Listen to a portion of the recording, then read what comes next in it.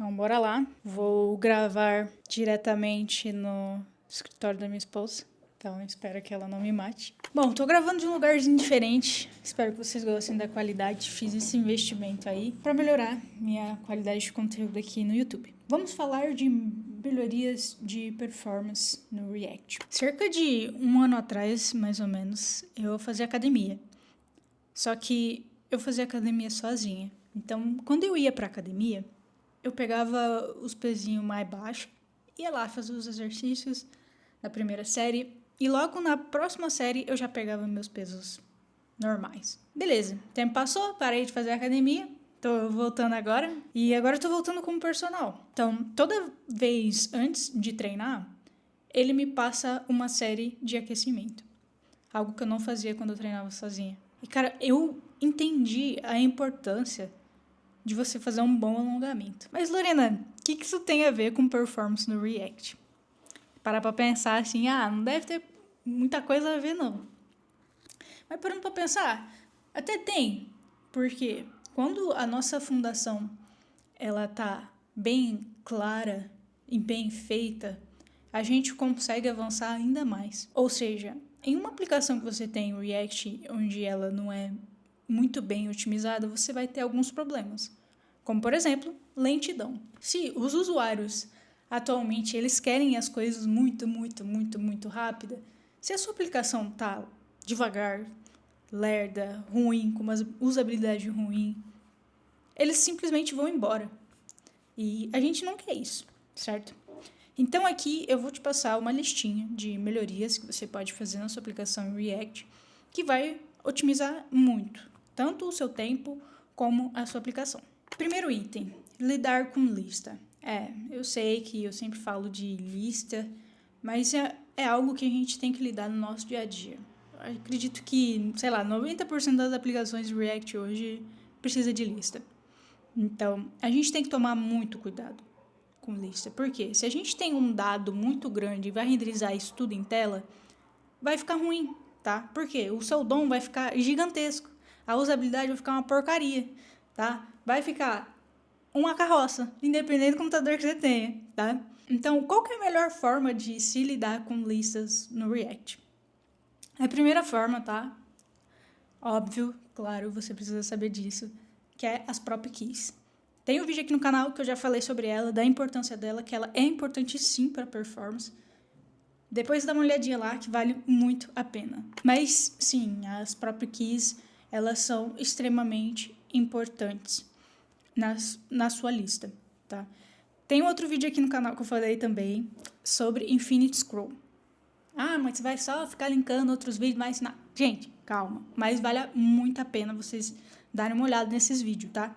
Porque nesse vídeo do Infinite Scroll, eu ensino a utilizar a lista como paginação, que já é uma forma excelente, tá? Que muitas empresas utilizam, paginação padrão. E tem também a do Infinite Scroll, que a do Infinite Scroll, eu utilizei a library React Window.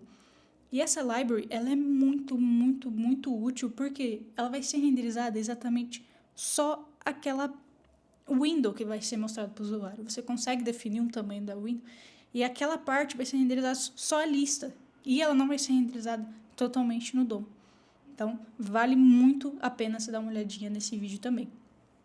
Mas, resumidamente, utilize prop keys corretamente e utilize a window nas suas listas. Próximo tópico, memorização.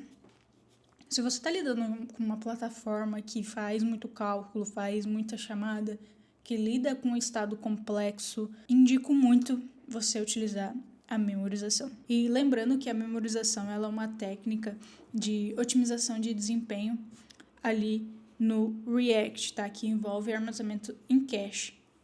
Então, eu vou dar um exemplo aqui para vocês entenderem, tá? A gente tem uma função que faz um cálculo muito complexo que envolve 1 zilhão de processamento e a gente tem um componente que tem os states de count e os states de input.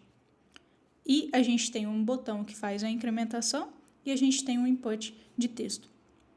Percebe que no meu useMemo eu utilizo o meu count como parâmetro ali, ou seja, toda vez que o count alterar o seu valor, ele vai passar nesse use memo. E isso é muito bom.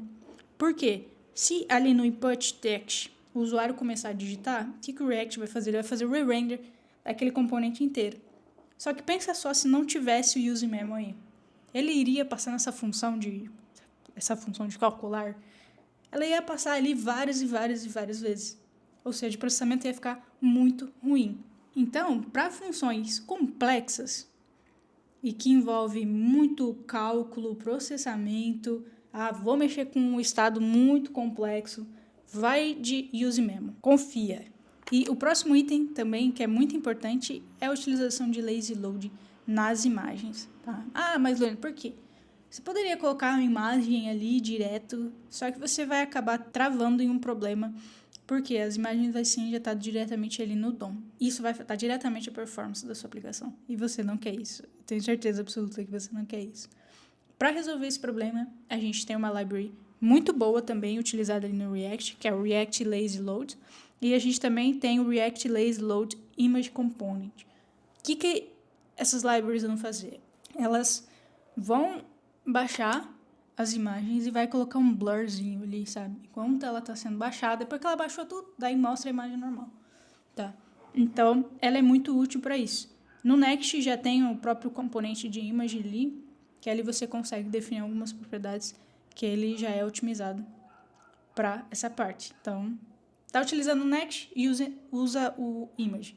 Tá utilizando o React e precisa de performance, utiliza o React Lazy Load. Próximo tópico também, bem importante.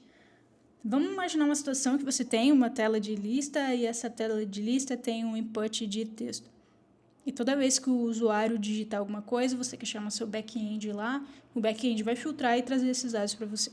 Isso é comum, isso acontece muito. A gente vai esbarrar em um problema que toda vez que o usuário digitar, ele vai fazer request para o back-end. Ou seja, isso vai tornar a sua aplicação muito ruim, porque a cada novo caractere, ele vai entrar na função do onChange e ele vai fazer a request. Ou seja, vai ficar 1 zilhão de requests no seu back-end e seu back-end que lide com isso. Mas não, tem como a gente sanar esse problema utilizando o debounce. Que o debounce, praticamente, ele é um temporizador. Então, por exemplo, comecei a digitar ali, passou 5 milissegundos, não sei, você define o tempo e daí ele executa uma outra função, que pode ser no state, pode ser um get, pode ser qualquer coisa. Então, use bastante o use debounce se você precisa fazer requisições para o seu back-end, que depende diretamente de algum input e alguma coisa nesse sentido. Aqui eu coloquei um exemplo de um hookzinho bem simples que você pode utilizar. É muito, muito simples. Eu até coloquei aqui o use debounce search term com 500 milissegundos de delay. Então, toda vez que o usuário digitar, vai ter um delayzinho ali e depois parte para o abraço, tá? Outra técnica muito útil é o code splitting. O que é code splitting? É você separar o seu código JavaScript em partes menores. Então, vamos imaginar a seguinte situação, que a gente tem um componente, Dynamic Component, e a gente importa o lazy, tá? O que ele vai fazer aqui? O lazy, ele permite carregar o componente somente quando ele for realmente necessário, ao invés de incluir diretamente no bundle inicial. Ou seja, a gente ganha muita performance com isso. Principalmente se for componente grande, complexo, faz muitas chamadas. Então, às vezes a gente só quer chamar ele quando realmente é necessário. Tá? Então, é muito importante você saber disso também. Aqui eu utilizei o suspense, então, enquanto ele vai ficar ali processando, fazendo o import, ele vai mostrar ali uma mensagem de carregando, tá? Então, isso é para quem não sabe, é muito útil também. Mas, resumidamente, o code splitting, você melhora o tempo de carregamento inicial da sua aplicação. E isso é muito útil. E alguns componentes só vão ser chamados ou carregados quando necessário. Próximo tópico, fragments. Sim, é uma funcionalidade que foi inserida no React na versão 16 e que ela é muito útil em diferentes aspectos, como por exemplo, se você, em vez de utilizar fragment, você coloca uma div, por exemplo, isso pode afetar a estrutura do seu layout, porque essa div ela vai ser injetada diretamente no DOM. Só que pensando em aplicações gigantes, seu DOM vai ficar gigante, amigão. Então, tem que tomar cuidado. Às vezes, é só uma tag.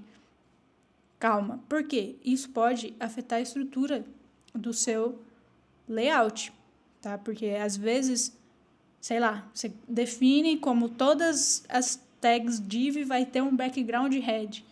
Imagina só como que ia ficar essa sua tela, não ia ficar uma experiência legal. E você acha que não, mas tem muita aplicação que é dessa forma, que define o CSS por tag.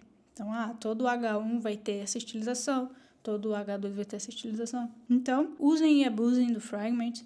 Assim, não vai fazer mal nenhum, você vai ter a mesma experiência e vai te ajudar nessa questão do DOM e da performance também. Bom, gente, é isso o vídeo de hoje. Eu espero muito que vocês tenham gostado e até a próxima. Valeu!